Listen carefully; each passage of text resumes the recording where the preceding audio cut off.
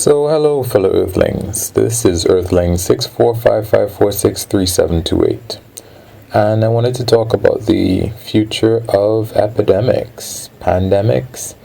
Maybe I have to look up the difference and see what those are. Yeah, I guess a pandemic is going to be bigger than an epidemic. An epidemic might be a country or a region. Pandemic is going to be the world. So maybe I should go back and retroactively change the name of this to the future of pandemics. Anyway, I had a thought that this disease, COVID-19, unfortunately, the older you are, the more likely you are to be affected by the disease. And when I first started this, my idea for this piece was that, okay, we have rapidly aging populations in most of the developed world. And that is going to be a problem when these are the weakest people. And, if they're going to be, victims of any diseases that occur out there, we could have issues like they're having in Italy right now.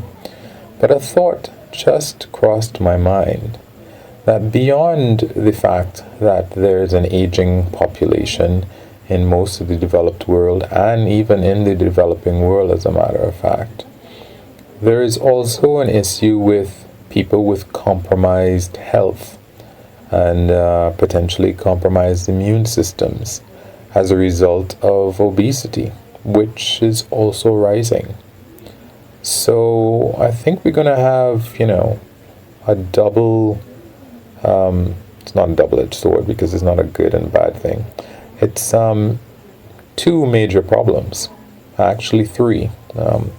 One of the things that a virus expert in Joe Rogan's podcast that I mentioned, Michael Osterholm, mentioned is that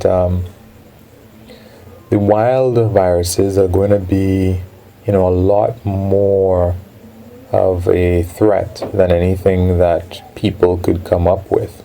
I think one of the things he said is that if bioengineers wanted to come up with a disease, they probably could not have made one better than the coronavirus, the newest novel coronavirus, because the symptoms are not, you don't see any symptoms for the first 5 days of being infected. So here it is that, he was saying that is something that, it would have been very difficult for biological weapons engineers to come up with, because that would, and then the fact that it's airborne as well, that you have these people with no symptoms walking around infecting other people, and the fact that it's, children potentially are going to be carriers. So here it is, you have kids who might be going around their grandparents and they might be infected. So there's that. So extrapolating from what he said in terms of, a wild virus being more of a danger, the fact of the matter is that our population, the world population, is still rising. And every individual is a little mini biological weapons laboratory. There's more and more of us, potentially, I think Zika, did it come out of this area in Africa? I think it did. But, farmers, right now, they are burning parts of the Amazon. So it's a good potential, it's a good likelihood, and even Africa and Asia and lots of other areas that just happen to remain a virgin forest. So here it is that we have the fact that there's more and more of us, that are probably going to engage with whatever virgin forests there are out there, potentially interacting more and having the ability to create more diseases by virtue of us. And that's another source of problems. Us and animals. Domestication really is a major source of these diseases. There's domestication and hunting. So there's more of us to mix with more animals that we hunt and that we domesticate and that we breed for more people who want more meat. Then there is the fact that we are becoming less healthy, more obese with every passing day. Then there's the fact that there's an aging population. The percentage of the population that is elderly is increasing. I think that, this novel coronavirus, I think this is the beginning of a trend. I mean, we've seen SARS, we've seen MERS, there's H1N1, and there's COVID-19. We're probably mixing up the viruses and the name of the disease. But it seems like we're heading down a rocky road, potentially. And this is part of another piece that I wanted to talk about. Essentially, what I'm saying is that living things create chaos, but at the same time, living things need order. So we create more chaos than if there were no living things, but we need more order than if there were no living things.